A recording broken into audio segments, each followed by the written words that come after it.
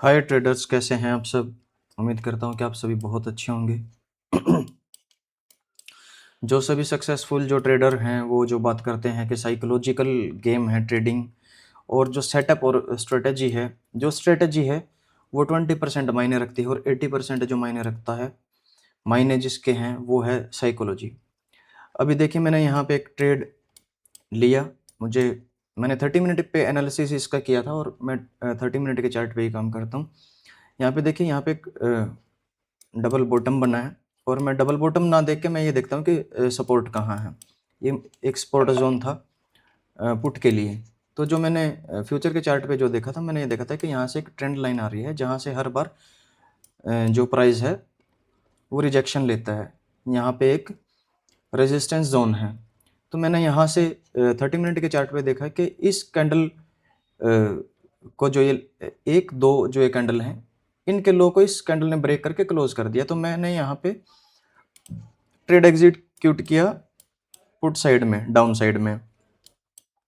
और जो मेरा जो यहाँ पे स्टॉप लॉस भी बन रहा था, वो भी जो मेरा स्टॉप लॉस होना चाहिए कि 6-7 पॉइंट के आसपास, वो मेरा था यहाँ पे।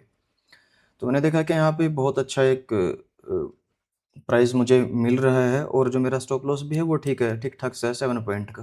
और अगर जो इस हाई को का ब्रेकआउट होता है तो एक अच्छा मूवमेंट आ सकता है, जो वैसा ही हुआ है। लेकिन यहाँ पे बीच में क्या हुआ, यहाँ पे प्राइस एक बार अप गया यहाँ से 400 का 4 पॉइंट का मुझे प्रॉफिट दिखा, उसके बाद फिर डाउन आ गया। फिर मुझे लगा, तभी माइंड में ओवर एनालिसिस स्टार्ट हो गया और एक फोमो आना शुरू हो गया कि ये जो प्रॉफिट है इतना ही ठीक है, 400-500 यही बुक कर लेता हूँ, निकल जाता हूँ।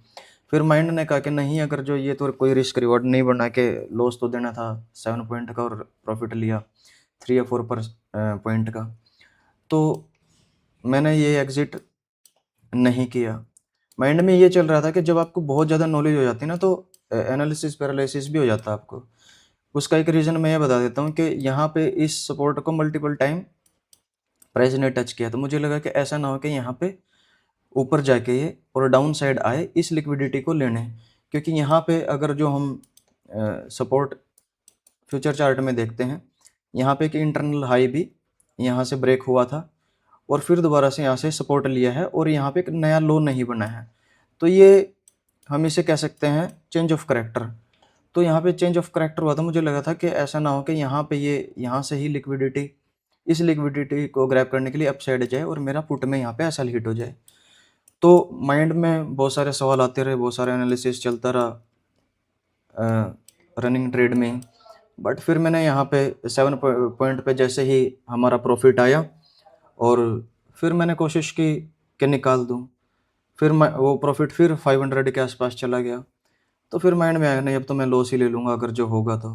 फिर जैसे ही वो 100 के आसपास आया तो फिर मैंने कोशिश की कि मैं 100 प्लस थोड़ा सा हो जाए तो मैं इसको एग्जिट करूँ। वो फिर 900 के आसपास आ गया।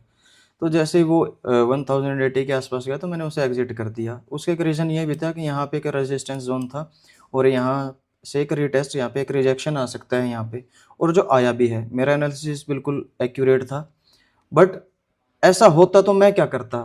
तो शायद मैं ये करता कि यहाँ पे जैसे ही आया तो मेरे माइंड में ये होता है कि हो सकता है कि ये इस लिक्विडिटी को हंट करने की कोशिश करे और ये नीचे चला जाए। इसी डर में मैं शायद यहीं पे निकाल देता और प्रॉफिट में, एक ठीक ठाक से प्रॉफिट में ना रहता। तो ये ओवर एनालिसिस जो है और ज़रूरत से ज़्यादा का ज्ञान भी आपको अपंग बना देता है। तो फिर मैंने खुद को थोड़ा सा संभाले रखा और यहाँ पे 138 पे मैंने एग्जिट कर दिया।